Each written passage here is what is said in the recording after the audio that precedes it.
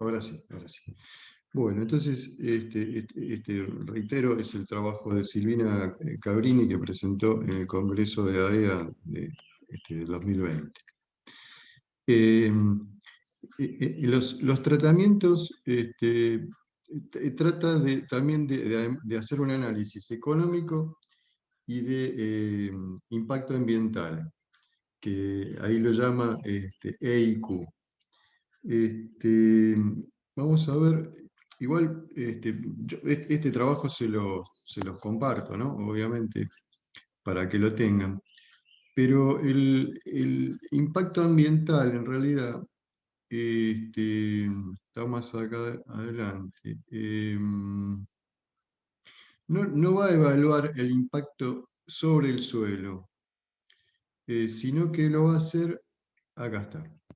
Este, lo va a hacer un indicador de riesgo de contaminación por el uso de pesticidas.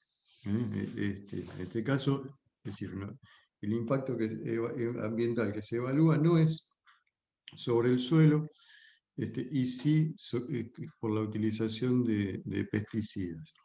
Igual, como utiliza cultivo de cobertura, este, vamos a ponerle el ojo también ahí, ¿no? A ver qué influencia tienen los cultivos de cobertura sobre los rendimientos y sobre los márgenes brutos. Entonces, bueno, acá está la fórmula que utiliza para medir el grado de impacto ambiental por el uso de pesticidas. Bueno, y acá están los resultados. En este cuadrito están los resultados, que un poco, como yo ya lo estuve viendo, si los trato de explicar. A ver, este, se realizaron ensayos reales, ensayos reales de rendimiento durante 4 años. Este, Esto acá dice que es una red de ensayos, más adelante lo decía, que es, acá está, son 4 campañas, 2015-2016. Bueno, estaba en una red de ensayos,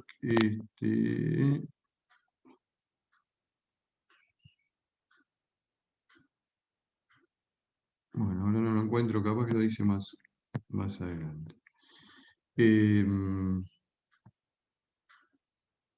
Bueno, eh, entonces evalúa los cultivos de la rotación. Acá están los datos de cada cultivo, ¿no? No está el dato de la rotación global, sino que está el dato de cada cultivo. Es decir, cuánto rindió cada cultivo en cada campaña, ¿no? 2015-16, 16-17, 17-18 y 18-19. Y están los tratamientos MAP, que es el manejo promedio del productor promedio de la zona, y el manejo intensivo, como que sería como el mejorado con un planteo de mayor intensificación, de más tecnología.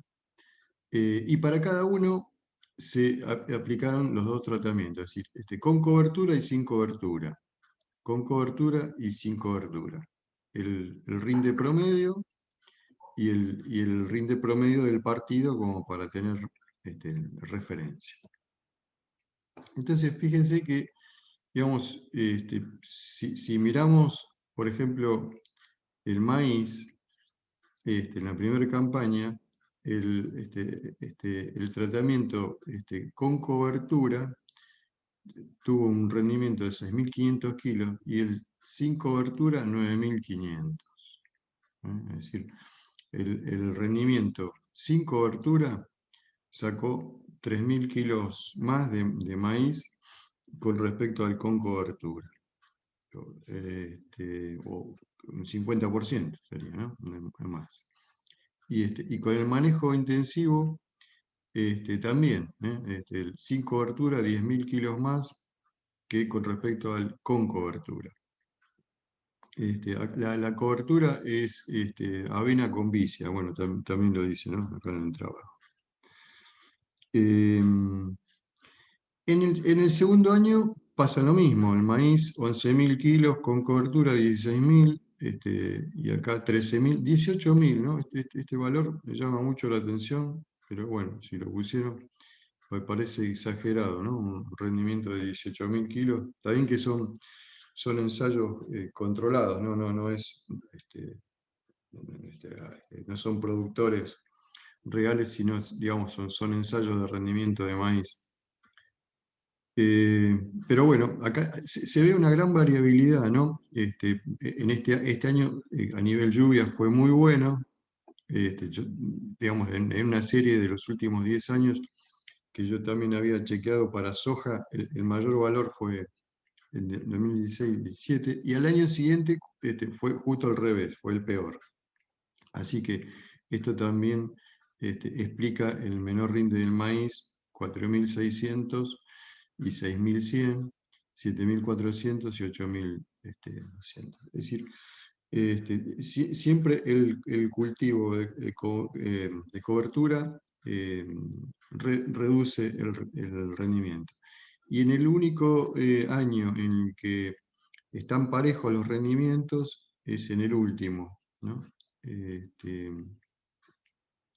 es tanto con el sistema medio, de la tecnología media, como en la tecnología de punta. Acá indica que justamente acá hay una pequeña diferencia, pero es no significativa. Bueno, y así con cada uno de los cultivos, ¿no? La soja de primera, la soja de segunda, el trigo. Bueno, em, digamos, después el trabajo evoluciona, bueno, ahora vamos a ver los márgenes y todo, pero eh, Amílcar, tengo una sí, pregunta. Más arriba había humedad del suelo, lluvias, ¿no? Un sí, gráfico. sí, sí, sí, sí, sí, sí, sí. Acá está. Sí, esa campaña 17-18 fue brava, digamos. Fue la peor. Justo fueron dos campañas consecutivas. 16-17 fue buena, fue muy buena, y 17-18 fue mala. Ahí se ve en amarillita la sequía, ¿no? No, pensaba porque que el cultivo de cobertura lo afecte tanto debe ser por el consumo de agua, ¿no? Sí, Esa última campaña que dio pero parecido, fíjate, por sí, ahí fue un año más húmedo. claro, pero fíjate que lo afecta tanto en el año bueno como en el año malo, ¿no? Es decir, este fue el año bueno, 11.000, 16.000. Y en el año malo, 4.600 y 6.100.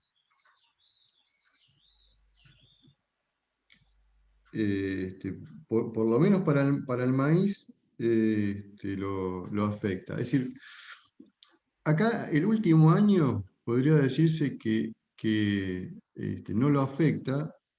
Y quizás ahí podría estar también, ¿no? La explicación que a largo plazo esos suelos que van perdiendo su fertilidad actual y potencial, y le disminuye el porcentaje de materia orgánica, el cultivo de cobertura, eso, vaya teniendo efecto más hacia el largo plazo, ¿no? No ni bien lo utilizás.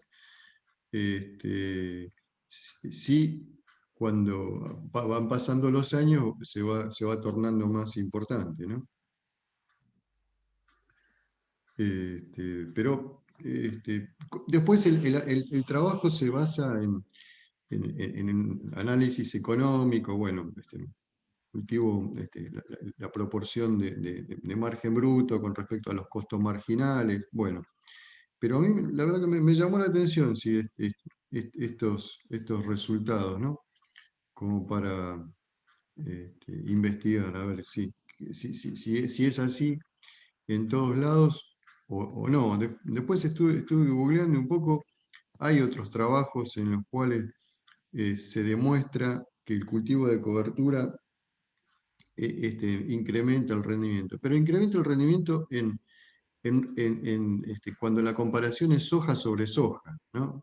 Ahí sí, claro, porque al hacer soja sobre soja, vos dejas todo el invierno el suelo sin cobertura, expuesto a la erosión hídrica y además hay menor retención de agua. Entonces, comparado con un tratamiento soja sobre soja, el cultivo de cobertura, que por ahí también lo tengo abierto en otro lado, Amílcar, hace rinde mucho, un 20% más el cultivo de cobertura con respecto a la soja sobre soja. Pero en otros tratamientos no se ve. Dale, sí, Patricia, sí. que por ahí también tiene mucho que ver con lo que Javier planteaba. En el oeste, Villegas, incluso el sur de Córdoba, que son suelos muy sueltos, muy arenosos, el cultivo de cobertura hace mucho que se viene manejando. Y por ahí justamente tiene mejores efectos por una cuestión de tipo de suelo, ¿no? En suelos más frágiles, sí, seguro, sí, Es muy seguro es frágil. así. Claro, Hace mucho tiempo, ya hace claro. mucho tiempo que la zona, bueno, de Jovita, Jovita sur de Córdoba, Sí, en la zona del norte de La Pampa, vienen trabajando con cultivos de cobertura, los CREA lo vienen sí, sí.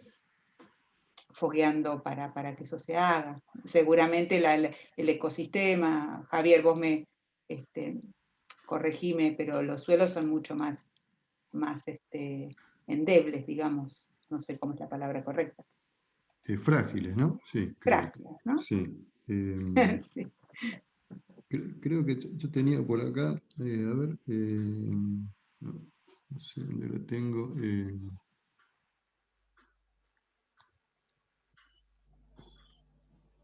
No, un trabajo donde eso, decía que son buenos los cultivos de cobertura, pero no lo tengo acá. Che. Es decir, lo tengo abierto, pero tengo tantas cosas abiertas que no lo encuentro. A ver. Yo lo que he visto en varios ensayos es que se nota un efecto sobre el control de maleza que genera el cultivo de cobertura, y como vos decías, en el mediano largo plazo hay toda una actividad microbiológica que mejora el ciclaje de nutrientes y todo, y que seguramente repercute después en el rendimiento del cultivo. Sí, también con la conservación del agua del suelo está comprobado eso, que mantiene, no hay tanto evapotranspiración al tener cultivo de cobertura. Acá. Y eso en el oeste, en estos suelos más arenosos, lo que tiene que fijarse bien es en qué momento se casa el cultivo de cobertura y vas a sembrar el maíz. Si lo dejaste mucho el cultivo de cobertura, se consumió el agua. Porque encima en el oeste Claro, es más claro, estandarizada la lluvia. Está claro, más claro. estandarizada. Por ahí no llueve en todo el invierno, y la primavera, cuando vos estás esperando la lluvia para empezar a sembrar, hay años que se atrasan esas primeras lluvias, y es el momento crítico, porque encima se consumió todo el rastrojo del cultivo anterior y los suelos se vuelan. Por eso ahí es donde el cultivo de cobertura frena esa voladura. Claro, claro.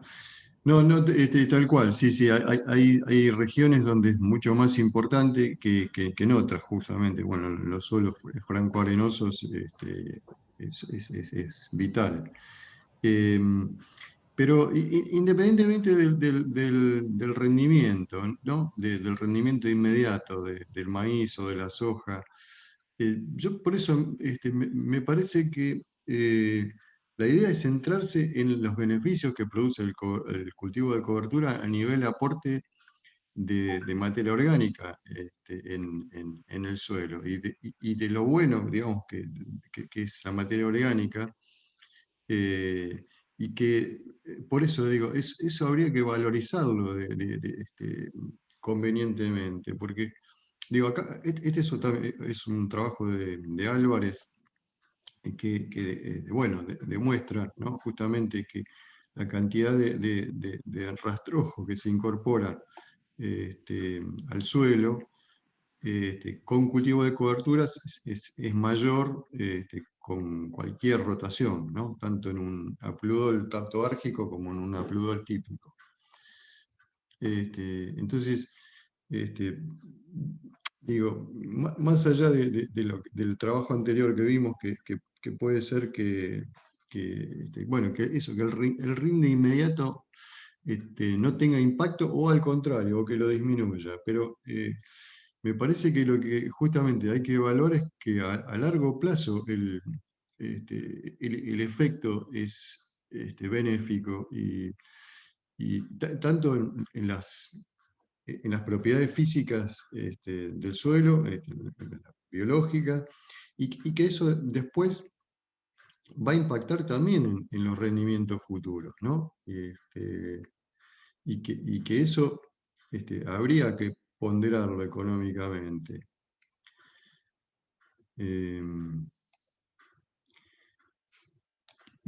Y bueno, y ahí volvemos de nuevo a la ponderación económica, ¿no? Digo, bueno, este trabajo que les mostraba recién de Cabrini, después sigue con los temas, bueno, eso, los márgenes brutos, el impacto de los pesticidas, pero yo un poco lo que quería concentrarme era en esto, digo, siempre caemos en como que debe ser valorada ese diferencial de materia orgánica. Y en ese sentido, a ver, encontré otro trabajo, que no me acuerdo si es este. No, bueno, este es el de Cabrini. Bueno, hace después unos márgenes brutos de las rotaciones, y llega a la conclusión, bueno, que el que mayor margen bruto obtiene es el que tiene trigo, soja, maíz, soja. Ahora, margen bruto sin reposición es esto. Esto es margen bruto sin reposición, que era un poco lo que yo había calculado. Si el margen bruto sin reposición sí daba alto, pero con reposición bajaba mucho el de la rotación 4×3. Bueno, no, algo que Ese sí. manejo intensificado que menciona ahí, ¿qué implica? Sí, no lo detalla. Dice que es un manejo intensivo. No lo detalla cuál es el manejo intensivo. Yo traté de encontrar el ensayo original en la página que se menciona y no lo encontré, che. Está como caído el enlace.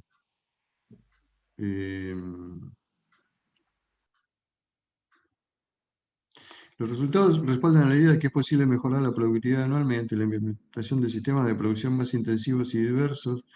Caviglia y Andrade, Andrade 2017, pero, un ejemplo de ello es el sistema de chacras de APRESID, iniciativa que estableció una red de ensayo que incluye parcelas de distintas rotaciones. Entré a la página de APRESID, está abajo citado. Yo digo, ahí va a estar acá, ¿ves? Entré acá, y acá dice, hace una producción sustentable real, bueno, acá está la red de ensayos, 6 años de la chacra Pergamino comenzó a tener datos sobre el trabajo a campo que viene realizando, una producción agrícola sustentable es posible, para ver eficiencia, recursos de agua, nutrientes, productividad, todo parece muy interesante, le doy clic al informe no found. Acá me dejó con las ganas. Porque sí, parece realmente interesante, ¿no? Ver justamente cuál es el manejo y bueno, y algo más sobre los datos, indicadores físicos y químicos de este ensayo. Así que, bueno, nada, no pude acceder.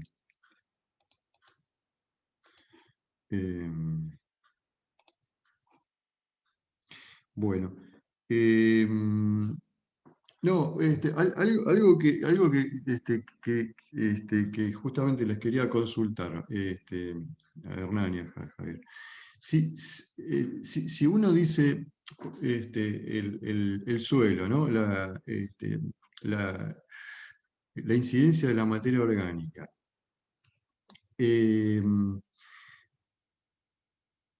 La materia orgánica, además de propiedades físicas, proporciona, al irse descomponiendo, fertilizantes, ¿no?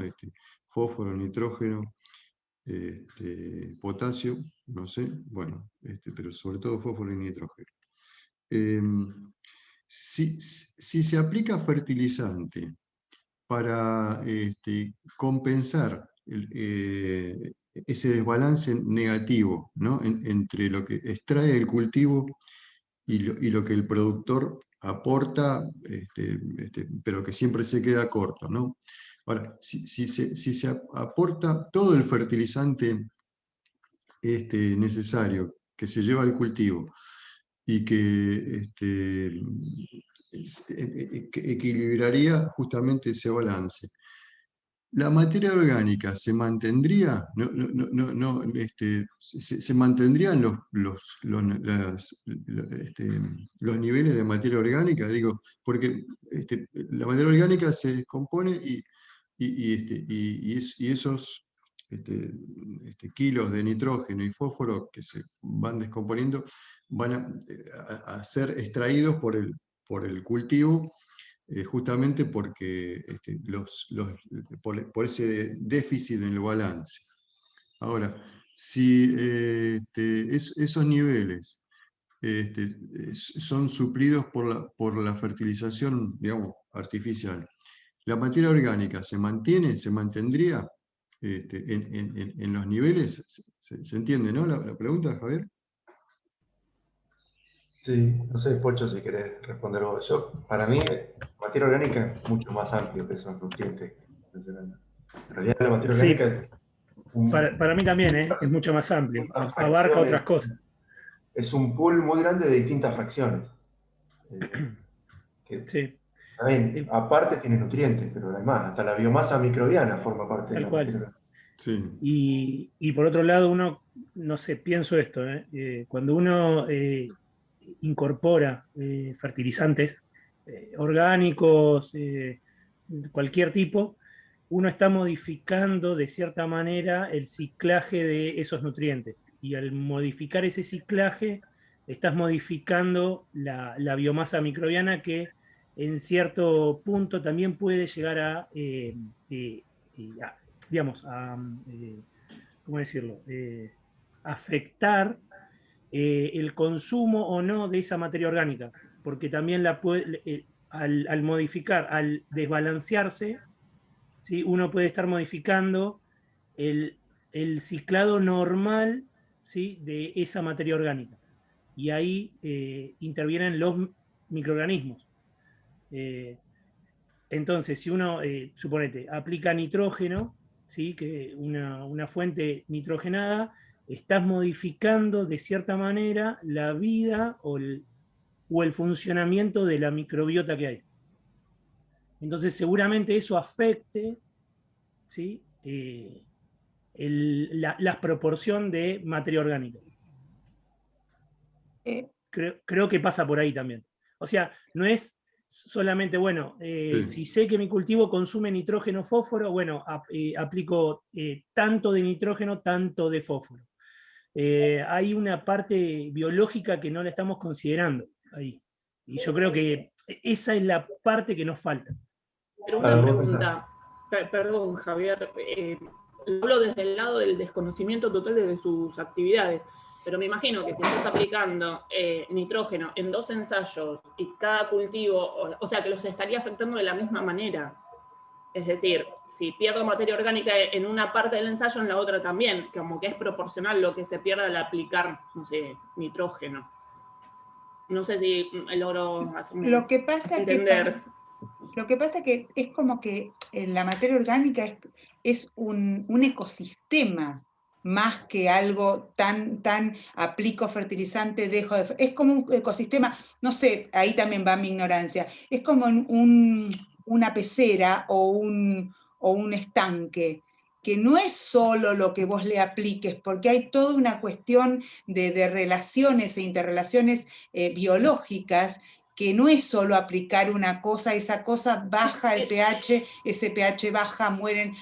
Puede ser, tiene a lo que, o sea, lo veo más así como un ecosistema. Como eso lo puedo entender, Patri, pero si yo aplico al mismo ecosistema, le aplico lo mismo, la variabilidad debería ser igual. Es decir, los estaría afectando de la misma manera. Tipo, pensando en estadística, cuando hago un tratamiento y lo hago, o sea, tengo un bloque y le aplico lo mismo a cada una de las variedades o a cada una, y tengo el mismo ambiente, es decir, tengo el mismo suelo, los estaría afectando de la misma manera.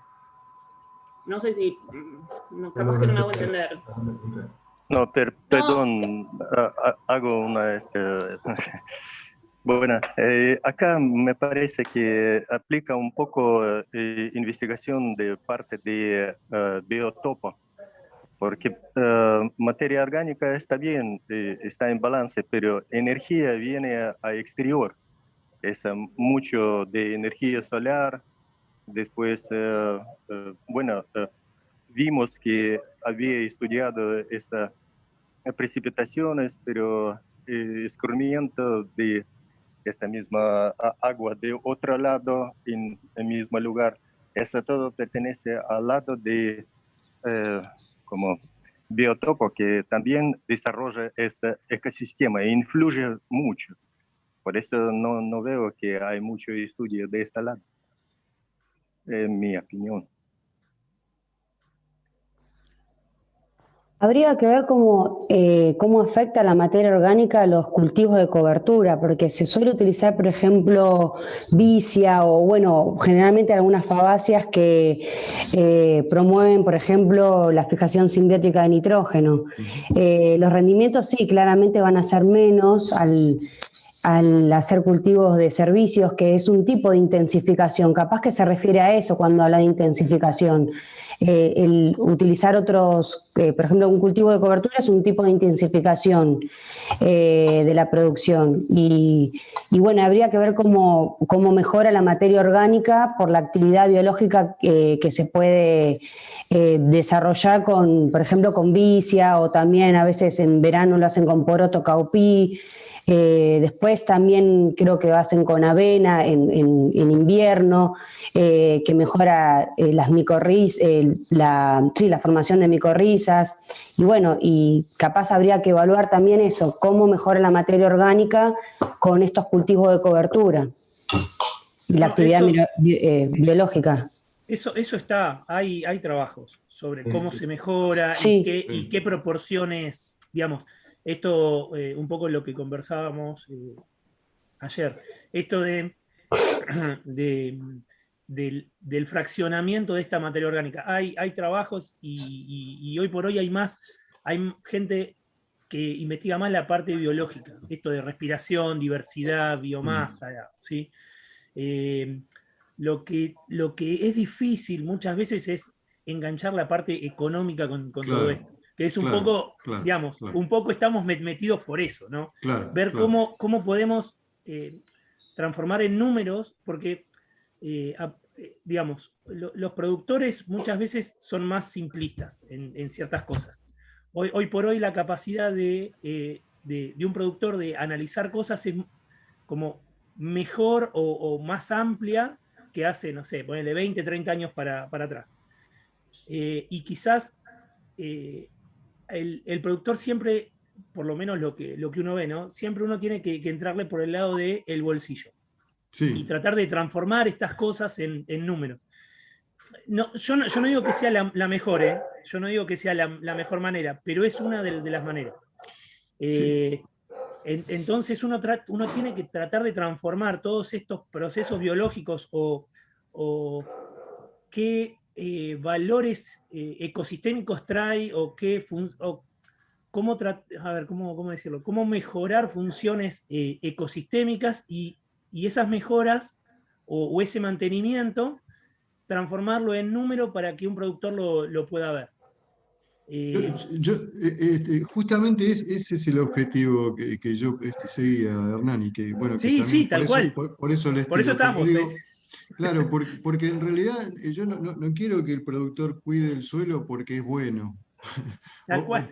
o porque le importa la ecología, o el mundo, el futuro. No, viste, yo quiero demostrarle que justamente tiene que darle bolilla al suelo, porque le va a convenir a él, empezando por él. Él le va a convenir Claro. económicamente, Bueno, para tener un un poco manejo era, sustentable económicamente también y viable, ¿no? A largo plazo. claro, que es un poco lo que vos Claro, comentabas sí, ayer sí, con tu amigo, era que, sí, bueno, después de 7 años sí, ya no, claro, listo, chau, claro, ya está. claro, Y que claro, lo que era lindo fue durante 7 años. Y claro, después te quedaste claro, sin nada. claro, claro, claro. ¿Entendés? A mí me Sobre todo. parece, perdón, yo Y vengo Andrés. del lado más de los números, entonces a mí Mm, me cuesta llevar, o sea, yo puedo entender como hacemos el margen bruto y decimos, si echamos tanto NPK, bueno, cuesta tanto. Hasta mm. ahí lo puedo Venimos bien. entender, porque, claro, porque venimos de este lado del nodo socioeconómico, digamos. A mí lo que me cuesta ver es cuando ustedes plantean ensayos técnicos, teniendo tantas variables y después de haber cursado el curso de estadística y de ver que tenemos tantas cosas que están interactuando en el mismo momento, cómo asignarle una parte económica a cada uno de esos pedacitos. Es decir, parte se lo puedo deber a la química, parte se lo puedo deber a la física, parte se lo puedo deber al híbrido, parte se lo debo a las condiciones ambientales, partes. Entonces, cuando hay tantas variables al mismo tiempo y todas pueden interaccionar con todas, ¿cómo hago para asignarle X cantidad de dinero a cada una de esas partecitas? Entonces, por eso yo no entiendo cuando dicen con cobertura y sin cobertura. Bueno, perfecto, entre ellas las podría comparar en mi cabeza, ¿no? ¿Por qué? Porque tengo una cobertura, como decía Vero, de vicia, de lo que fuese, y se lo estoy aplicando a uno de los métodos y al otro no. Pero a su vez adentro tengo maíz, girasol, soja, bueno, los cultivos que sean, y tengo distintos tipos de suelo, distintos tipos de clima, distintas situaciones de un año al otro. ¿Cómo hago para comparar todo eso y ponerle una plata a todo eso? Bueno, pero en parte es la metodología que yo les explicaba ayer, digamos que tenés básicamente dos grandes grupos. El costo del reemplazo, digamos, de tratar de dejar el recurso en las mismas condiciones en lo que lo encontraste, tratar de mantener eso. Si vos tenías, no sé, 2,5 por ciento de materia orgánica, bueno, mantenerlo, ¿no? Mantenerlo al cabo de 20 años, que se mantenga. Igual los niveles de fósforo, de nitrógeno. Ese es un camino, que entonces ahí empezamos a ver cómo hacemos, ¿no? Entonces ahí viene una parte de la biblioteca, es decir, cómo hacemos para mantener esos recursos en los mismos niveles. Entonces, ahí, por eso les tiro la inquietud. ¿No? Digo, el cultivo de cobertura sirve para mantener los niveles de materia orgánica en los mismos niveles que estaba, porque si es así, y me aseguran que es así, entonces el costo del reemplazo va a ser el costo del cultivo de cobertura. Todos los años ponemos como costo el cultivo de cobertura y ya está, y solucionado el problema. ¿Se entiende? Eso te iba a comentar, Amica. Claro. A mí me sorprendió de este trabajo que comentaste esa diferencia de rendimiento, porque yo los ensayos Sí. que veo no veo tanta diferencia de Claro, rendimiento. no tienen esos. Claro. Son menos, es más Menor difícil. la diferencia. Hasta en algunos casos, sin necesario ir a largo plazo, hasta mayor con el cultivo de cobertura. Claro, claro. Hay muchos trabajos, esto que decía Hernán, y con distintos tipos de cobertura. Con las leguminosas apuntás más a una fracción, con las gramíneas apuntás más a otra fracción de materia orgánica. pero lo que se sabe es que tenés que dejar siempre algo vivo en el suelo que permita que los microorganismos sigan funcionando, y cuanto más funcionen durante todo el año, mejor. Si vos cortás, estás 6 meses el suelo vacío, no tenés microorganismos activos. Claro. Y lo que hay que pensar es en eso de distintos pools con tasas de transformación. Cualquier cosa que vos hagas, vas a modificar esas tasas. Y así como si vos cambiás tu dieta, cambia la microflora de tu sistema digestivo, vos aplicás un fertilizante y estás seleccionando cierto grupo de microorganismos. Estás modificándolo también. Sí. Y a lo otro era, esto que mostrabas ayer en el trabajo, Sí. cultivo de cobertura y los aportes, Sí. falta cuantificar la raíz. Aportan muchísimo la raíz. Claro. Bueno, ahí La raíz esa parte era. todo el tiempo Porque, está aportando exudados, enzimas, que es carbono. sí, Claro, Y que de claro. mejor calidad todavía que la parte aérea. Es importantísimo todo el aporte de la raíz, que está menos investigado. Sí, yo creo que en los valores que puse yo, ahora les muestro el trabajo en el que me basé, que creo que lo tienen en cuenta, el tema de la descomposición digamos, Igual, de las raíces, sí, de acuerdo sí, al cultivo, ¿no? en el modelo de Álvarez que vos mostraste, Sí, incorpora un porcentaje de raíz. por eso, sí, sí, eso lo tiene en cuenta, sí. Che, igual, yo lo Seguramente que... cuando haces un Mm, balance de materia orgánica y tenés soja, la única forma de hacer positivo el balance es agregar cultivo de cobertura.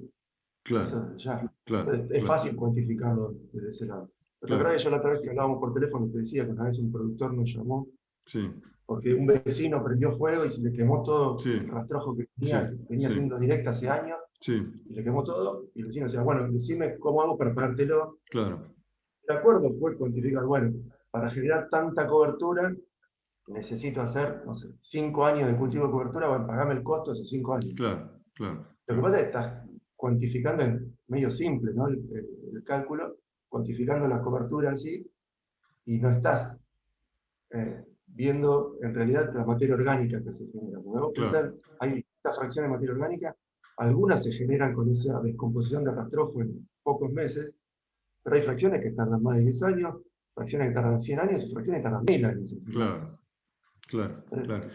No, obvio que es mejor tener ese dato y no tener nada. claro. Un poco iba a eso, Javier, digo, más allá del impacto que tengan los rendimientos, si incrementa, los mantiene o lo baja. Olvídate, suponete, si querés de eso, pero no, olvídate por ahora, digo, con el método del costo del reemplazo, digo, esa es la pregunta inicial, ¿no? Yo logro mantener los niveles de materia orgánica con cultivo de cobertura, bueno, o si vos por ahí me decís, no, hace falta además de cultivo de cobertura, hace falta fertilizar con fosfato de amónico o con múltiples fertilizantes o incorporar bosta o cama de pollo o no sé. Entonces, digo, es eso que hay que tratar de incorporar para equilibrar los niveles de materia orgánica en el largo plazo. Ese sería el método del costo del reemplazo. Entonces, digo, si nosotros pudiéramos delimitar, ¿no? Ese conjunto de cosas que tenemos que agregarle al suelo para mantener los niveles de materia orgánica, de fertilidad y de vida microbiana, sería el costo económico. Y ahí podríamos entonces hacer un análisis económico a largo plazo, calculando BAN, TIR, de la inversión, todo eso. Sí, ahí sí. Hay Tendrías que hacer ese balance a un largo plazo y tratando de mantenerlo o hacerlo positivo, ¿no? Pero bueno, ahí está eso de los modelos. Cuanto más datos tenés, más preciso es. El modelo, si no, después vas simplificando cosas y te da una aproximación.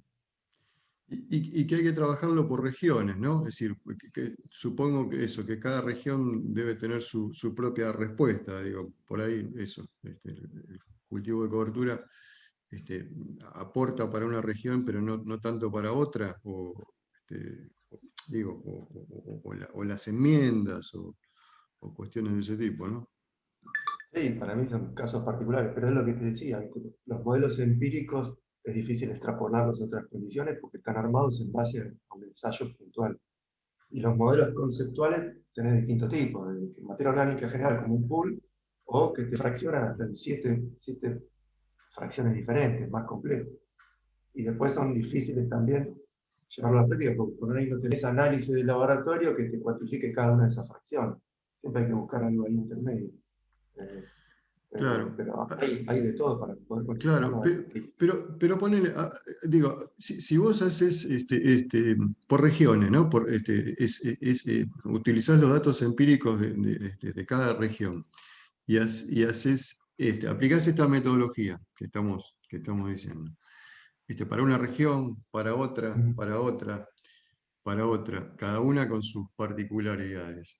Tal vez llegue justamente a una conclusión general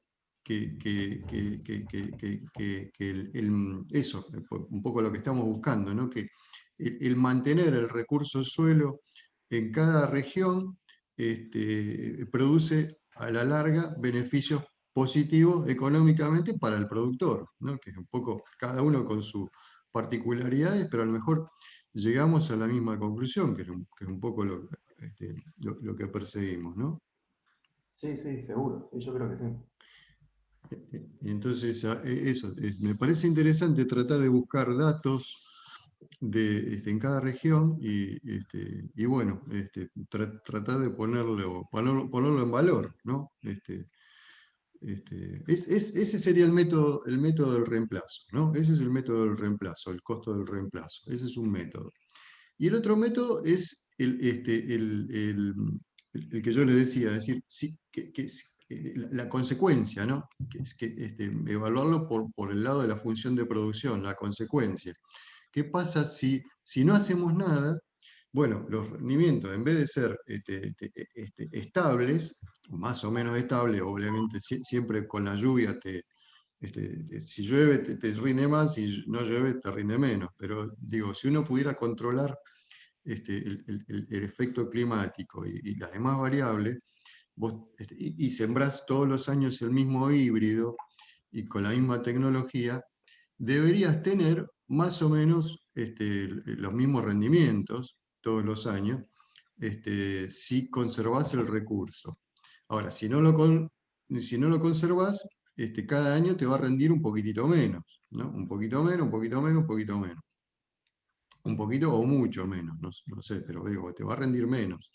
Entonces, ese diferencial que queda, que se produce entre el rinde del primer año y el rinde que vas a tener al cabo de 10 años de agricultura continua, o de 15 o de 20, también se puede analizar económicamente y sería la penalización que hay que imputarle a ese productor por el mal uso, ¿no? del recurso suelo, y sería un costo que él también lo podría ver, digamos, directamente. Mira que, bueno, ya le digo, como le pasó a mi amigo, mira que si vos seguís con ese manejo, al cabo de 7, 10 o 15 años, el suelo no te va a servir para seguir produciendo lo mismo. Vas a tener que usarlo para otra cosa de menor valor.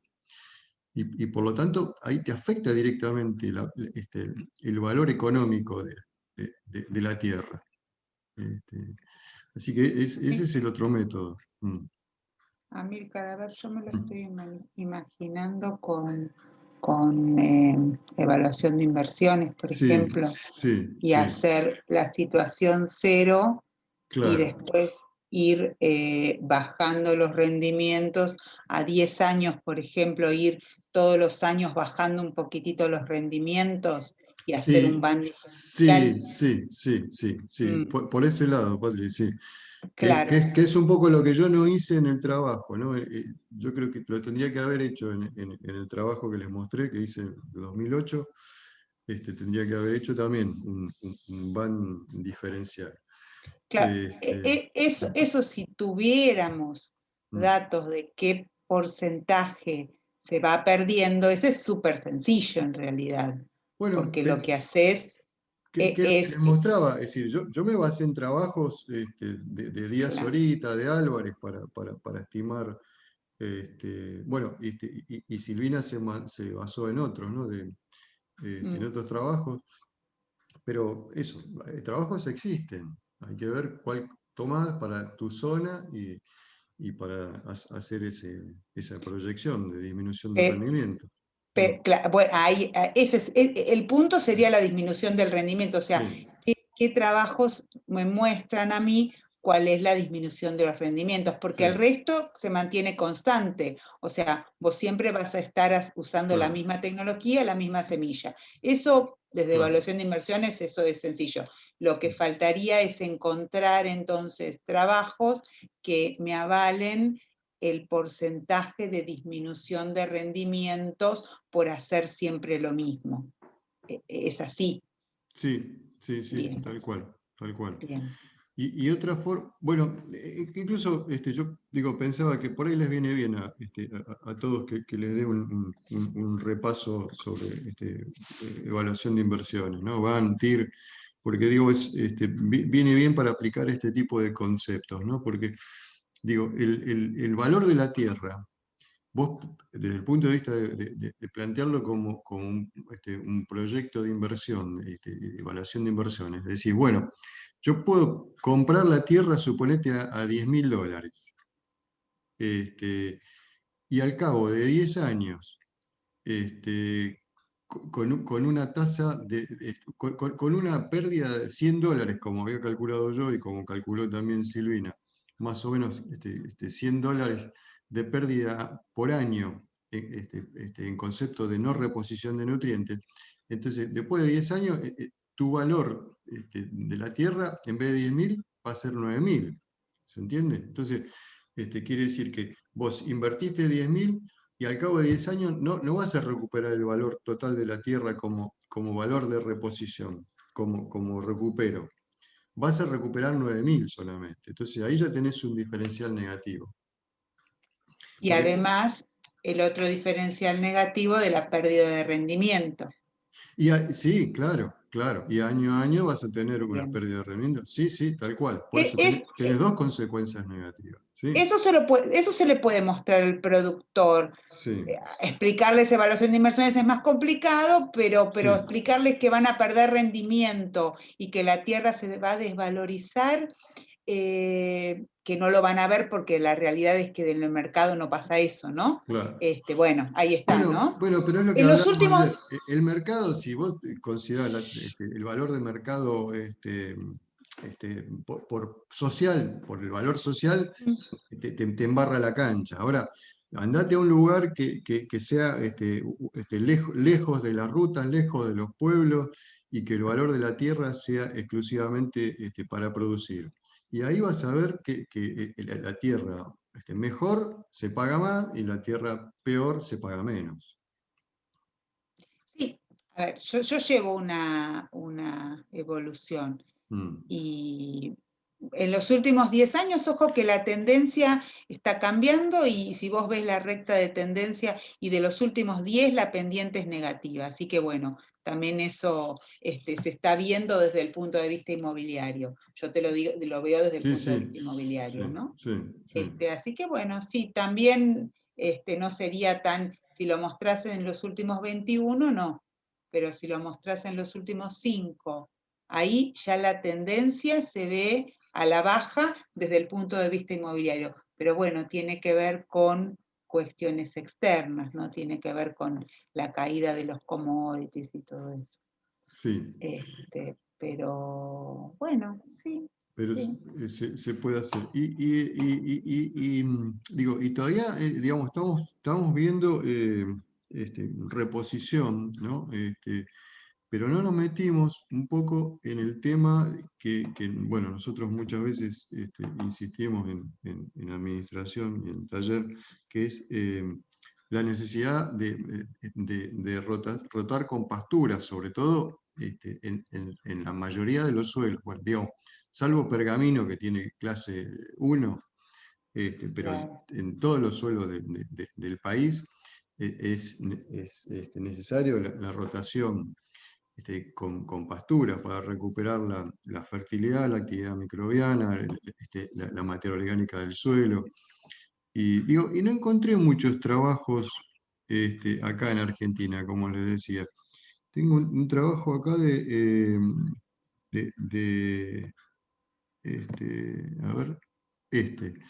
de la estanzuela, que habla de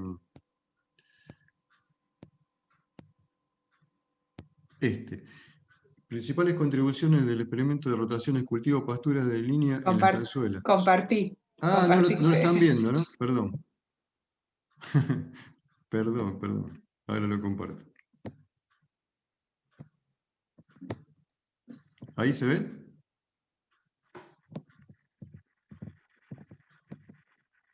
Bueno. Sí. Bárbaro. Entonces, ellos, bueno, obviamente sí, la ganadería en Uruguay es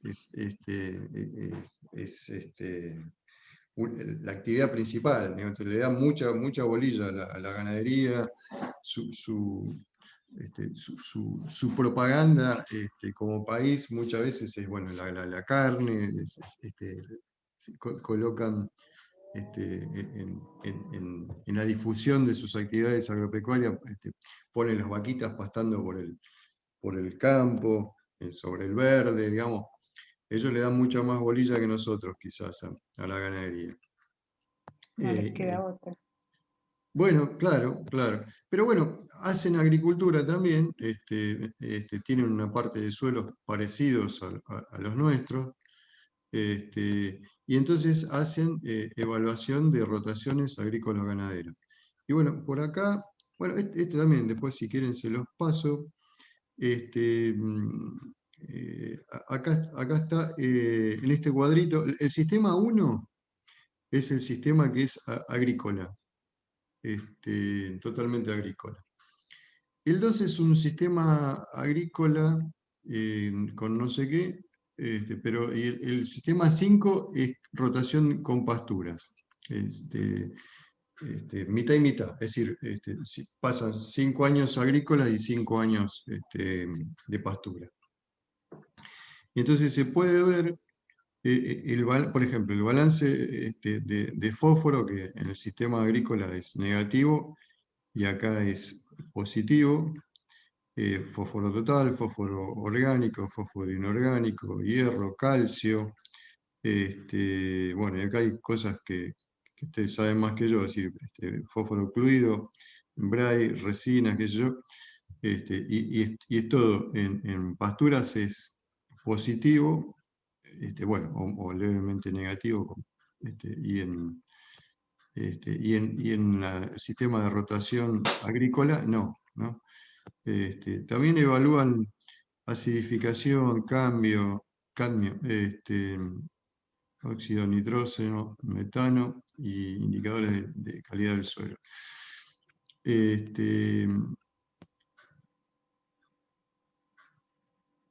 Y acá están justo los dos sistemas. El sistema 1, que es el agrícola, y el sistema 5, que es el con rotación con pasturas.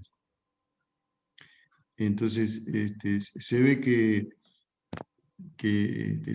esto es sensibilidad relativa de diferentes indicadores de suelo y manejo de suelo de dos rotaciones agrícolas, es decir, la agrícola y cuanto mayor es la barra, es mayor la recuperación, ¿no? Bueno, digo, por lo menos lo grafican, ¿no? Se encuentran magnitudes con las cuales uno dice, bueno, puedo intentar hacer algún análisis de valoración económica en función de estos parámetros. Ahora, eso, no encontré demasiado, salvo algunas zonas, claro, un poquito más marginales, como, bueno, la zona de Bahía Blanca, o algunos trabajos en La Pampa, de rotación agrícola-ganadera, digamos, con pasturas, ¿no? Que ahí, obviamente, la rotación con pastura es fundamental porque si no se le vuelan los suelos, ¿no? Se quedan sin suelo. Pero digo, más allá de esas regiones por ahí extremas, no hay tantos trabajos donde se cuantifique la influencia positiva de la rotación con pastura. Sí se habla de digamos, en los congresos, en las páginas, de la necesidad, de que es bueno, de que hay que rotar, que yo, bla, bla, bla, pero eso, cuantificado, no encontré demasiados trabajos, ¿eh? Que es una pena, digo. Eso, tener que ir a buscar trabajitos de Uruguay en vez de poder tener propios, ¿no? Una cosa, Milcar, que Sí, ahí muestra también, que ayer en el trabajo también, y te lo iba a comentar, sí. es cuando comparás, tener en cuenta el espesor que estás comparando. Acá estás comparando los 7,5 centímetros, los primeros 7 centímetros. Ah, Y claro. ya por ahí hay cambios que no se ven, bueno, en siembra directa sobre todo, ¿no? Se acumula en superficie los primeros centímetros, pero si Sí. vos analizás en profundidad se diluyen esos cambios. Está bien. Respecto de la pastura y todo eso, en realidad es a mayor profundidad. Claro, claro, claro, claro. Claro, claro. Sí, sí, sí, tenés razón. Sí, claro. Acá Porque dice, también en pasturas perennes pasa eso, que el análisis claro, debería ser en profundidad. claro. Pero ahí está hablando de 0,40 De y 0,40 0,20. y de 0,20, dicen. Por lo menos, en este cuadrito, sí. Dice de 0,40 y de 0,20. Sí, en el otro decía 7,5 centímetros. De 7,5, ¿no? En este, Ese fósforo es lo que te claro. comentaba ayer del campo de Eugenio, ¿no? Que Ah, Claro, el análisis del suelo analiza el break, el disponible, claro, claro. pero no te muestra todas las otras formas de fósforo. Claro, todos estos otros, ¿no? Que ponen acá. Claro, claro, claro. claro. Claro, ¿y por qué no lo hacen con ese? No entiendo. No, históricamente se hizo el análisis de fósforo del disponible, que es el que toma la planta, ¿no? Mm. Todo el resto son formas que no están disponibles, pero que hay Ah, relaciones entre cada una de las fracciones, ¿no? y ese es el de los 7 centímetros. Después de los 7 no sé qué tomaban.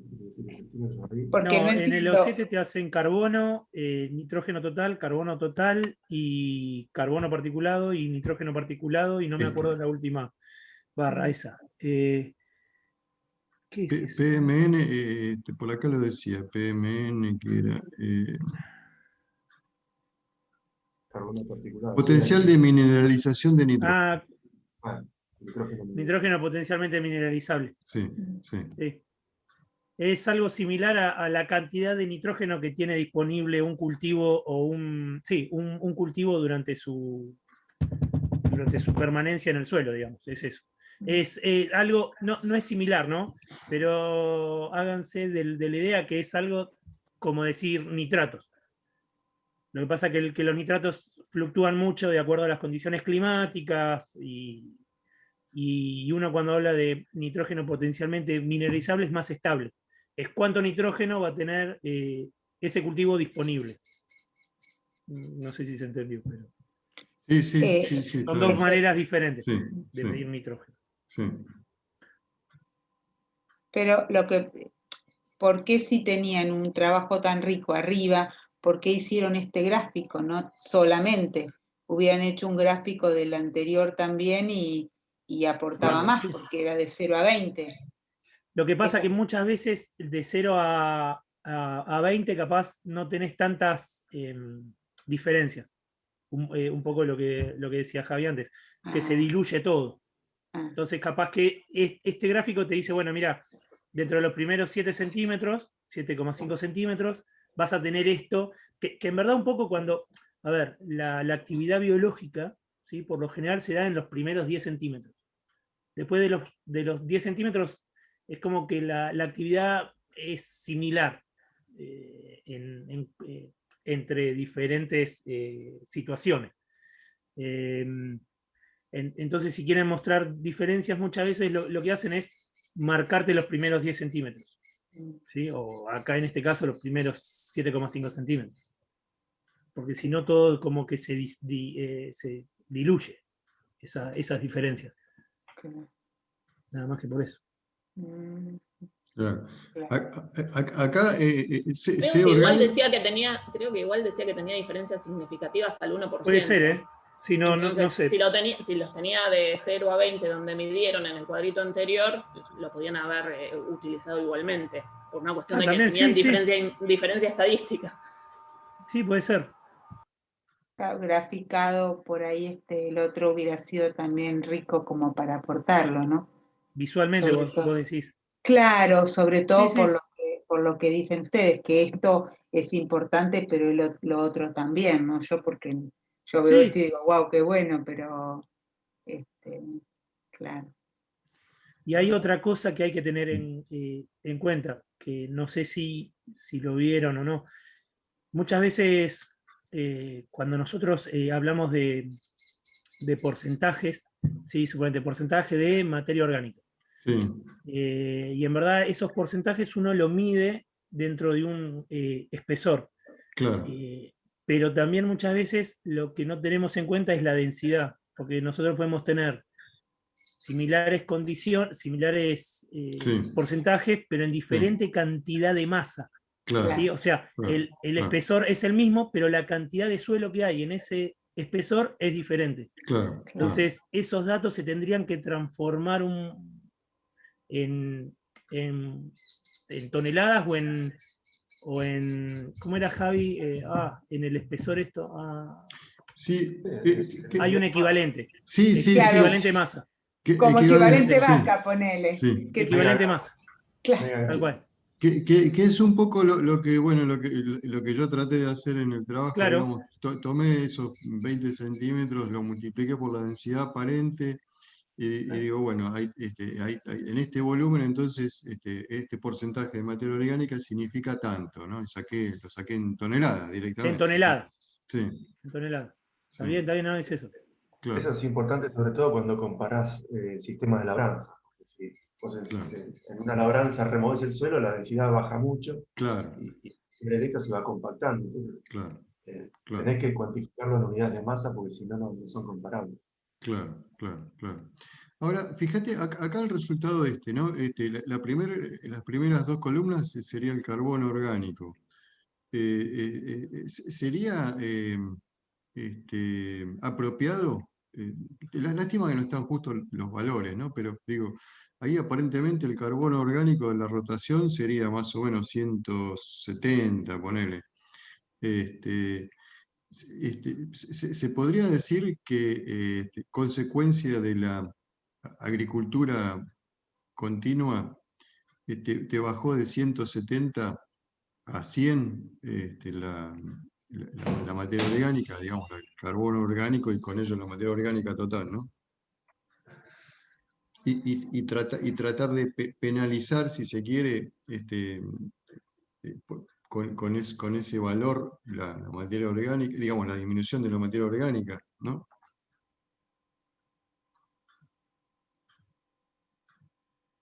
Nuevamente, ¿no? Ahí viene otra vez.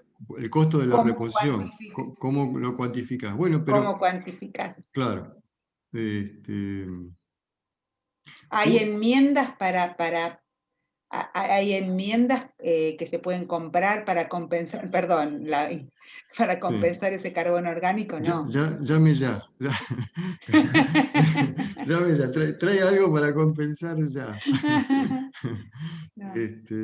No, pero es buena la pregunta, digo. ¿Se puede de alguna forma decir, bueno, hacen falta, no sé, 30 toneladas de bosta para equiparar, y bueno, y el costo de un camión de bosta vale tanto, y decir, bueno, pero eso, por ahí me decís, bueno, pero hace falta 2 años para que se descomponga y haga efecto. Bueno, nada, lo podemos hacer también una evaluación con van y tir, digamos, tenés que tener 2 años el campo parado para que haga efecto, y a partir de ahí empieza a generar beneficios. Nada, se puede hacer también. Que ya les digo, por eso un poco la segunda parte de la clase creo que voy a explicarles un poco, recordar los aspectos fundamentales de van y tir para que lo tengan en cuenta. Porque creo que para hacer este tipo de cálculos, de análisis, es importante, ¿no? Es decir, eso, saber los costos de reemplazo y los tiempos, ¿no? Los tiempos de reemplazo que implican. ¿Se podría hacer algo así, Javier, Hernán? ¿Qué les parece? ¿Se podría aplicar también algo así? Yo creo que sí. Sí. Vos, de un balance de carbono, comparando dos sistemas, te das cuenta que hay una diferencia. O sea, 50 kilos de carbono por hectárea es el costo de aportarle esos 50 kilos de carbono de alguna manera, o por cultivo de cobertura, o por bosta, cama de pollo, o lo que sea. Bien. Y el tiempo que lleve, ¿no? Dale, Ahí está, y eso se hace, claro. Eso se evalúa. El costo no es problema, si el resto se evalúa con evaluación de inversiones, el tiempo que lleva. Claro. Igual ahí tenemos un tema, ¿no? Que es lo que también nombraba Javier antes. Y es una imposibilidad hasta la actualidad con los conocimientos que tenemos. Lo que están proponiendo me parece una idea muy interesante para ponerle un precio, ¿no? Digamos, de alguna forma. Pero igual sabemos que lo que vamos a estar evaluando es incompleto. O sea, tenemos que también ser conscientes de eso, que sí, podemos buscar la metodología para evaluar, pero sé que no voy a estar evaluando el sistema de realidad. Sí. Porque sobre todo el tema biológico, que es lo que nombró Hernán y Javier, hay un montón de cosas que no se saben todavía. Entonces, hay cosas que no las puedo medir porque directamente ni sé lo que está pasando. Y ese es el problema grave. O sea, si decimos, bueno, vamos a hacer una aproximación con carbono, materia orgánica, lo que quieran, está bueno, pero sepamos que le vamos a estar pifeando seguramente. O sea, tenemos que estar en claro que seguramente vamos a estar equivocados, porque no estamos viendo las relaciones que es lo que me va a definir el sistema. Se intentó hacer, hay otros estudios hechos sobre ambientes acuáticos o en algunas partes aéreas, y todavía está incompleto, pero a nivel del suelo está peor todavía. Entonces, bueno, como para tener presente, es un buen camino, pues empezamos a valorar cosas que no se valoraban, pero sepamos que tal vez le estemos cerrando. Eso que acabas de decir, justo es un poco lo que viene como ejemplo de uno de los métodos que dijimos ayer, ¿no? El valor actual de comprar algo, el valor de comprar algo en el futuro, o el de la opción, ¿no? Digamos, esa mirada de decir, bueno, por las dudas, hoy no hagamos nada, ¿no? No tomemos ninguna decisión, porque puede estar, si tomamos alguna decisión, puede tener alguna consecuencia en el futuro que hoy en día no lo tenemos claro, ¿no? Esa es un poco la postura de los que se aferran a esa mirada, ¿no? A ese método. Así Bueno, que, le doy un ejemplo puntual, y todavía esto está en pañales, pero está un poco más estudiado. En ciertos ambientes acuáticos, sobre todo de agua dulce y demás, muchas veces se quiso medir o se sigue midiendo contaminación de fluentes variados, ya sea de industria, de los hogares, de la agricultura, de lo que sea, ¿no? Entonces, en primer lugar, iban a buscar, ¿no? los residuos de, no sé, tal herbicida o de, no sé, tal químico de la industria, lo que sea. Después dijeron, y ojo que no es solamente esa molécula luego se transforma y también hay otras moléculas potenciales en su decomposición que a veces son más tóxicas que la molécula original, ¿no? Claro. Entonces empezaron a buscar esas otras. Llegó un punto que se le armó una telaraña tan grande que no lo podían medir, y encima, cuando tenés descargas puntuales es peor. ¿Qué es una descarga puntual? O sea, cuando, por ejemplo, estás viendo la contaminación en un cuerpo de agua, en un arroyo, por ejemplo, y la descarga no es continua, sino que la industria o alguien libera en algún momento del año o del día. Entonces, si vos no medís justo ahí, también no podés medir el impacto, pues se te pasa de largo, ¿sí? Entonces, con todo esto, resumiendo, como no se podía analizar todo esto, cómo afectaba lo que estás viendo, a ver qué fracción mido, qué componente mido, se empezó a trabajar sobre la evaluación desde la biodiversidad. Entonces, medio que trabajándolo como caja negra, y decir, bueno, directamente lo que voy a evaluar es la biodiversidad y asumo que si hay variaciones es por algo de lo que está pasando. Pero justamente por esta imposibilidad, y ahí está un poco más estudiado, pero a nivel de suelo, evaluaciones de biodiversidad de microorganismos es muy difícil, porque Claro. ni siquiera está, o sea, ya es difícil evaluar la riqueza, que sería la cantidad de especies, la biodiversidad es más difícil todavía de evaluar. Claro. Entonces, cuando hacemos este tipo de propuestas, que a mí me gustan mucho lo que estás proponiendo, tenemos que también saber que seguramente le vamos a estar errando en un montón de cosas. Y el problema más grave es cuando llegamos a este caso, sigo con el ejemplo este de los cuerpos de agua. Primero, antes de medir biodiversidad se medía riqueza, igual que pasó en muchos parques nacionales o cuestiones de nuestras fitorregiones. Y el tema de cuando vos querés favorecer la riqueza, las especies, sería eso, muchas veces vas en detrimento de la diversidad, porque la diversidad es otro concepto. Así que se arma un matete mayor todavía. Claro. Por eso cuando preguntás a Milcar, ¿y puedo con este cultivo de cobertura reponer, no sé, el Sí, carbono? Creo que sí, estabas consultando. sí. Tal vez sí, pero las relaciones que se me dan no las estoy evaluando de esa forma, con los microorganismos que tengo, qué proporción de cada microorganismo, qué reacciones hacen. Sí, sí. Entonces, como que dejar cuando hace las conclusiones, ¿no? Como dejar ahí medio abierto, ojo que por ahí falta todo esto, ¿no? Que no sabemos qué es lo que está pasando. Sí. Es que yo creo que en toda investigación, Andrés, me parece que uno empieza en pañales dejando sentado que seguramente va a haber muchos errores y va a venir otro que te va a decir, mira, no, vamos a ir por este lado, pero me parece que un poco la idea es empezar y ver antes que, como empezar a sentar bases, como en todo, como en los análisis en lo que es medicina. No, obvio, padre, eso sí, obvio, le comparto y por eso digo que está buenísimo esto. Lo que estoy diciendo nomás es que una cosa es cuando uno empieza a investigar, como nos pasa a nosotros, ¿no? Empezamos a hacer una investigación y de algo con un método, probando una técnica, lo que sea, y después nos vamos encontrando, uy, mirá, nos olvidamos de esto, uy, mirá, esto no lo tuve en cuenta, y así va creciendo.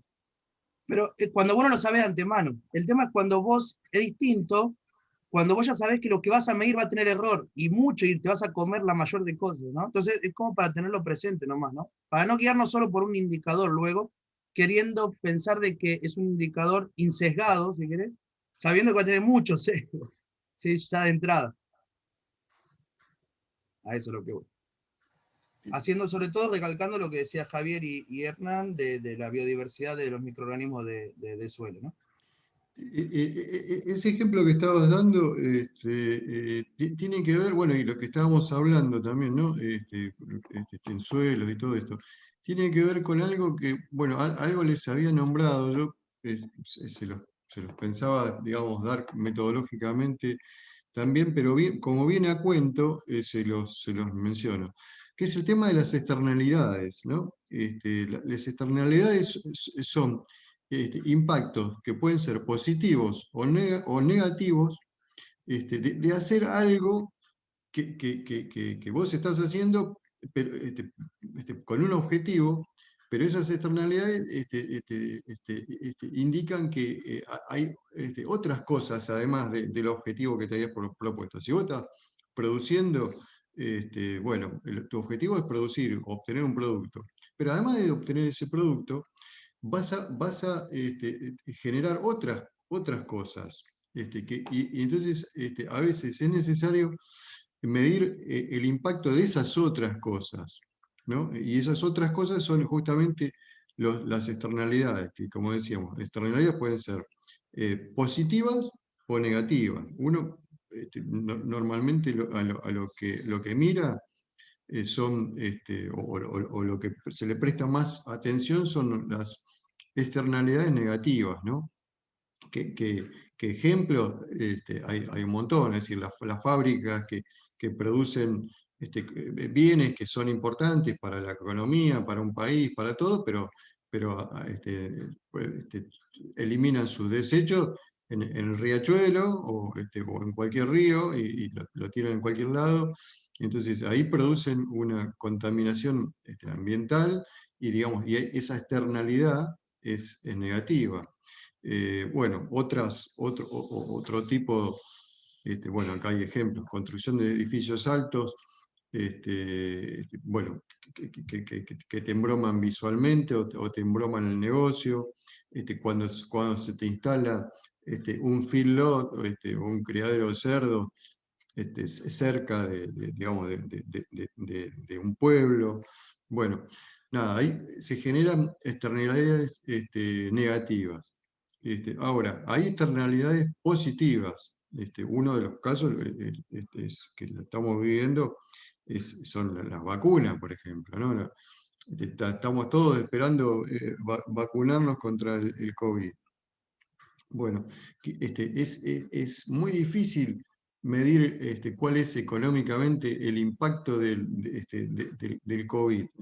Todos sabemos digamos, de la vacuna del COVID, ¿no? Todos sabemos que es buenísimo, que nos va a permitir volver a la normalidad.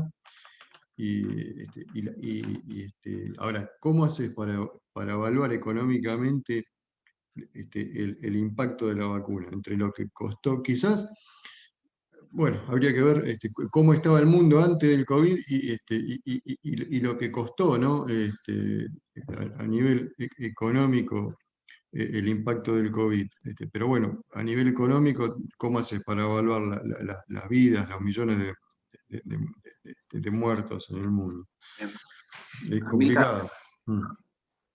Yo quería, bueno, contarles, bueno, voy a aportar algo que por ahí es distinto y es caserito esto, vuelvo a decir, no, en un rubro donde creo que la ufología no se mete o no se mete en muchas materias porque cultivos intensivos, digamos que es el caos ya desde que partimos, de que ya no hablamos de suelo directamente porque si le pasamos un motocultivador y le incorporamos, ya estamos hablando de otro aspecto, pero para darles por ahí un ejemplo, estoy aprendiendo todo esto nuevo acá, que la verdad que me encanta esto, pero en mi cabeza siempre estoy pensando cómo lo llevo para... esa es la idea. Lo llevo para mi lado, vamos a decir. Que cada uno lo pueda aplicar en su lado, en su hábito y yo, de laburo. Yo les cuento algo resumido, chiquito, así rápido. Y, por ejemplo, mi familia y los productores con los que trabajamos también, nuestra unidad económica, nuestros campos, generalmente en cultivos intensivos, promedian los 4 hectáreas, ¿no? En donde nosotros rotamos 1 hectárea de invernáculos o 1 hectárea, 3/4 hectáreas más o menos, y tenemos ocioso las otras 3 hectáreas. Vuelvo a decir, nosotros no cuantificamos ni hacemos análisis, no tenemos estudios científicos o técnicos, ¿no? Pero nosotros lo que hacemos es que tenemos en claro que para garantizar que mis hijas o mi familia tenga un continuo del suelo para disponer más en un manejo agresivo, como es los cultivos, yo me dedico más a la floricultura. Nosotros lo que hacemos es que nos guiamos por la parte económica. Empezamos en el punto 0, que nuestra rotación, nuestro descanso de 1 hectárea es 5 años. Ahora les explico por qué. Porque es el tiempo del invernáculo, de la vida útil, ¿no es cierto? Para poder desarmar y trasladar a la hectárea siguiente y jugar con esa rotación en donde nosotros lo que hacemos es, una vez retirados los invernáculos y, digamos, es 1 hectárea, no sé si es la palabra correcta, corríjanme, agotada o que la venimos trabajando por ese desbalance microbiano, que es lo que más nos preocupa a nosotros, por enfermedades, principalmente empiezan a llevarte a que tengas que correr el cultivo.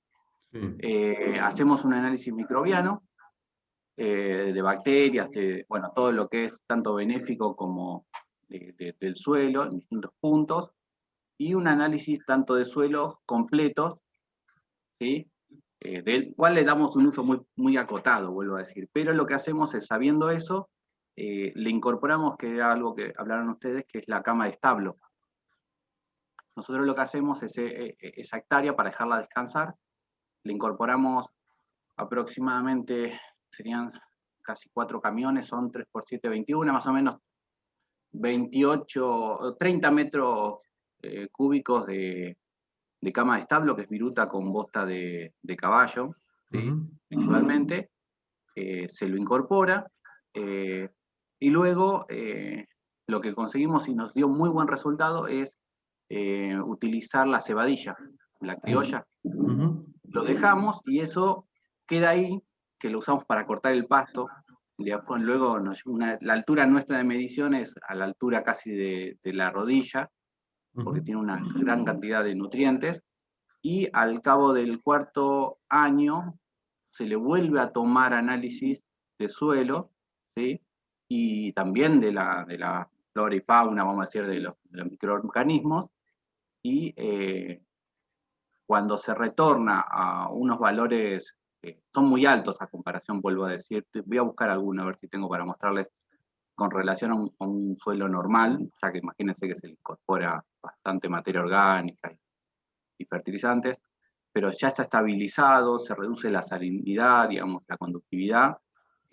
Ahí ya se empieza a pensar en restablecer el cultivo. Vuelvo a decir, lo manejamos bajo costos, porque nosotros es márgenes brutos anuales, y bueno, nos lleva a tomar esa decisión de rotación. No hay datos científicos, pues vuelvo a decir, es un mundo totalmente distinto al suelo natural, pero nuestra mejor opción fue siempre la cama de establo, porque no solamente nos aporta materia orgánica y un montón de componentes, sino que restablece muy rápido la parte de los microorganismos que ya trae la misma.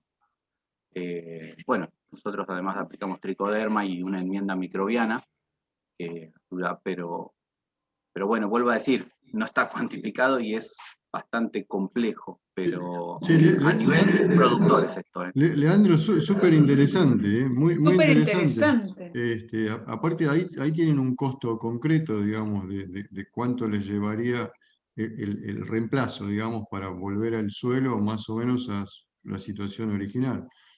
Lo que no entendí ¿son 5 años sin producir? ¿Tenés que estar en esa hectárea? Claro, nuestra unidad económica, es decir, imagínense que, no sé, por decir una relación, una vez lo intenté correlacionar, pero por decirles es como decir, una hectárea de invernáculos es casi como decir, no sé, exagero, pero decir 1000 hectáreas en pergamino. Sí, Es decir, es sí. una inversión monstruosa. Sí. Entonces, tener el otro resto ocioso, por el gasto de inmobiliario, no lleva, no podrías nunca tener 4 hectáreas o una bestialidad de invernáculos, digamos, es más con la dinámica cortoplacista, ¿no? Digamos, es todo cortoplacista los cultivos intensivos, la realidad, por lo menos lo que yo vivo en tanto la horticultura y la floricultura. Escucha, a ver si te entiendo. Entonces, vos tenés 5 hectáreas y esa hectárea de invernáculo, ¿cuánto te dura la hectárea con el invernáculo? ¿Cuánto Y tiempo? 5 años la hacemos durar, vamos a decir, permanecer en el mismo. 5 años. Sí. En la teoría dice, bueno, no, en 3 años, en 2, pero o cuando el polietileno ya se empieza, no sé, a envejecer, pero la realidad es que si los costos siguen dando y el polietileno sigue ahí arriba, no se cambia, no se toca. Está bien. Bueno, ponele 5 años y después ahí lo desarmás y te pasás a la hectárea del lado. Claro, y esa hectárea ya se hace un análisis, y se ve qué tan deteriorada está. Claro, y esa hectárea, ¿cuándo entra de nuevo en la rotación a ponerle el invernáculo? Y se va pasando de hectárea a hectárea, es decir, 5 y mucho, digamos, pasan a veces... 20 años, ¿sí? A veces sí, a veces antes, porque la posición en el campo por ahí es una posición estratégica, está muy cerca de los caminos, está más cerca digamos, es un poco más alta. Tampoco en 4 hectáreas hay mucha variabilidad en el relieve, pero a veces o tiene lugares que son fijos, y sí, se tarda a veces entre 10, 5, ya con 5 años uno puede retornar al punto cero, le decimos, que es el punto más estratégico del campo para producir. Es decir, vos sabés que es complejo, al 6.º año ya podrías volver ahí, si quisieras, digamos, si económicamente te conviene, lo dejas 5 años ahí en tratamiento y al 6.º año ya podrías volver. Claro, y después vuelvo a decir, nos pasaba que después tuvimos mejoras que no son cuantificables, pero les cuento como bien casero de los productores, lo que hacen algunos, que a mí me parece todo muy raro, digamos, no muy raro, sino que el desconocer mucho más que lo que aprendí en la facultad, que es cultivos extensivos o ganadería. A mí me pasaba que teníamos el campo con 1 hectárea o 2 de cebadilla, que para mí es una cobertura simplemente para que me llegaba a la rodilla, y pasaban gente que tenía, no sé, caballos, aras o algo, me golpeaban las manos y me decían, ¿cuánto me cobrás por traerte los animales? Yo decía, ¿qué? No, esto es para cobertura, o no sé qué. Cosas así que después eso, me vinieron tantas veces, y vino un vecino y se vino a tomar matas, a conversarnos, dijo, mira, ustedes ahí tienen algo que vale oro. Yo nunca vi una cebadilla, no sé, ancha como una lechuga y que te llega hasta arriba de la rodilla, espectacular. Claro, porque viene ese suelo, ese suelo, yo le digo suelo, pero viene de una fertilización, una materia orgánica que se le cargó. Claro, es explosivo como la de la cebadilla, por más que esté deteriorado ese suelo de tanto utilizarlo en cultivo intensivo. Y bueno, y eso también lo tomamos con un vecino que tiene, no es un aras, pero sí que tiene caballos de razas y comercializa, de que parte de ese tiempo de costo él nos lo paga para meter los animales. Ah, mira. Y con eso también lo que digo es que lo que hacemos es compramos, los japoneses nos consiguieron un producto que ellos usan, se llama EM, que viene importado, que es una mezcla de enmienda microbiana, serían, donde viene, bueno, tricodermas, distintos tipos que ya fueron probadas para distintas cosas, micorrizas, un montón, y bueno, pulverizamos o por riego, lo incorporamos y dio muy buenos resultados, vuelvo a decir. Acelera el compostaje. Pero vuelvo a decir, no hay nada cuantificado. Amílcar. Pero es de subsistencia. Es otro candidato a hacer evaluación de inversiones, así también. Qué lindo para hacer ese trabajo, Leandro, espectacular. Claro. Un trabajito, los cultivos intensivos, vuelvo a decir, esto uno lo hace cuando es de familia de uno. Después uno ve que viene un vecino, alquila y no, es hasta que no sé, no deja nada, digamos, porque es explotación total. Pero cuando uno lo toma, como ustedes dijeron, que si el campo es de uno y quiere, digamos, continuar en el rubro o que la familia lo herede, tenés que empezar a tomar decisiones, que no hay nada para nosotros en el sector intensivo. Vuelvo a decir, no estamos hablando de suelos, corregime Javi o Hernán, pero imagínense si yo digo, con todo lo que es los cultivos intensivos, extensivos, cuesta conseguir datos concretos o cuesta, imagínense para este rubro que es de mercado interno encima y bastante familiar, digamos, que el productor es difícil, como ustedes dijeron, Hernán lo dijo bien claro, todo es con los números. No vengas con nada que no puedas demostrárselo en números y aplicarlo. No, tal cual. Si no, olvídate, se sigue con lo tradicional. Claro. Bueno, listo. No digo Qué interesante para evaluar, Leandro. Está bárbaro. Sí, viste que está bárbaro. Vamos a hablar con Leandro, vamos a armar algo de eso. Trabajito de congreso. Ahora que lo dijo Leandro, Javier, el efecto restaurador en realidad no es lo mismo si lo pastoreas la cebadilla o si no la pastoreas, ¿no? ¿O sí? No, seguro. Por eso, muchas veces cuando se habla de estos balances de carbono, que haces cultivo de cobertura o mismo el aporte de los rastrojos, después al final el productor termina pastoreando esos rastrojos, en realidad no está aportando. Y se lleva parte de la materia orgánica que iba a incorporar, ¿no? Claro. Bueno, que se puede también hacer, digamos, un análisis comparativo. A ver, económicamente, ¿viste? ¿Cuánto te afecta, digamos?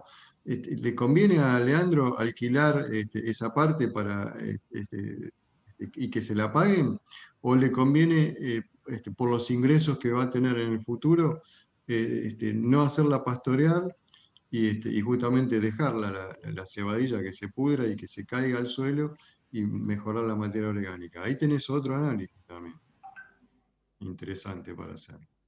Y le podemos resolver la vida a Leandro. Leandro, yo... Vale oro esta información, ¿eh? Leandro, vos tenés 4 hectáreas, pero lo que yo entiendo es que con 2 podrías trabajar bien, ¿no? Porque si vos tenés el invernáculo 5 años en 1 hectárea y dejás 5 años descansar la otra, estarías rotando bien, o sea, con 2 hectáreas, las 4 es para un buffer, por algo así, o... No, es algo social. Lo resumo rápido porque es muy difícil de explicar todo esto, digamos, un tema complejo.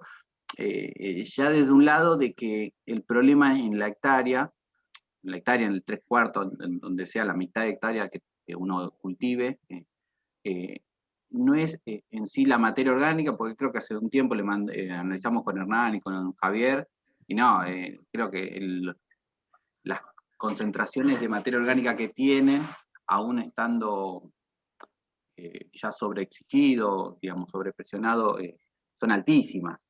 Lo que tenemos que retornar es, ¿a qué voy? A que el pastoreo en la cebadilla no me va a afectar la materia orgánica porque es lo que sobra en estos suelos que se la carga con mucha, no sé, nosotros no le ponemos cama de pollo porque, bueno, eso trae otros perjuicios, pero con bosta de caballo, bosta de vaca, digamos, el rumen que le dicen que es el rumen de la vaca, hay bastante, pero sí, con 2 hectáreas es suficiente, pero es un tema social. Lo resumo rápido, todo lo que es cultivos intensivos en la provincia de Buenos Aires surge de, a ver, lo resumo rápido, culturalmente fueron entregadas en comodato, en cesión de uso, 4 hectáreas, creo que durante el primer gobierno de Perón, por ejemplo acá a Pereira Iraola.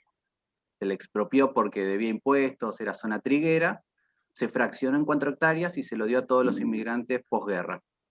Y quedó culturalmente que cuando uno compra un campo, tienen que ser 4 hectáreas, pero no es por la rotación, es simplemente... Perfecto. A mí me interesa estos 5 o 6 años de periodo, eso muy bien coincide con procesos abióticos, meteorológicos y hidrológicos. Es muy interesante. Bien. Bueno, después entonces nos vamos a encargar de resolverle los problemas a Leandro. No, obviamente no tenemos que llevar alguna tajada, algún tomate nos va a dar, espero, Patri. No, Leandro hace flores. Flores, arbustos, de todo un poco ahora. Unas rositas mini, Leandro. En eso sí andamos ahora. Bueno, no, quería completar el tema de las externalidades, un poco que justamente venía a cuento, que entonces muchas veces hay que evaluarla, ese impacto. Bueno, siempre que se conozcan, ¿no? Cuáles son claramente, ¿no? Porque, como decía Andrés, a veces, si no se conocen cuáles son las externalidades, bueno, no, es muy difícil evaluarla. Pero en el caso que se conozcan esas externalidades negativas, hay que ponderarlas de alguna forma. Y acá, bueno, volvemos, si se quiere, al grafiquito clásico de oferta y demanda, ¿no?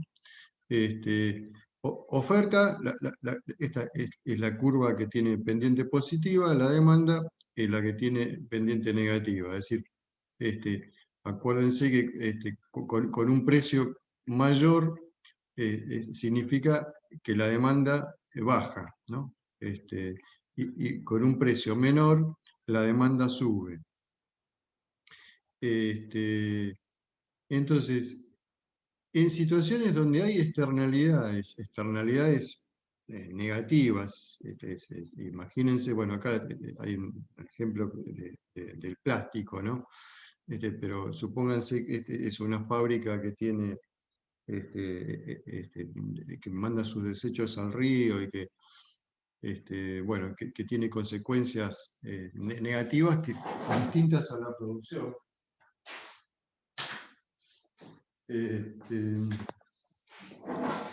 El equilibrio económico es diferente del punto de equilibrio social. Entonces, pasa esto, digamos. Desde el punto de vista económico, el punto de equilibrio sería acá, a este precio de mercado, estas serían las cantidades compradas y vendidas de este producto. Ahora, es probable justamente que, digamos, socialmente,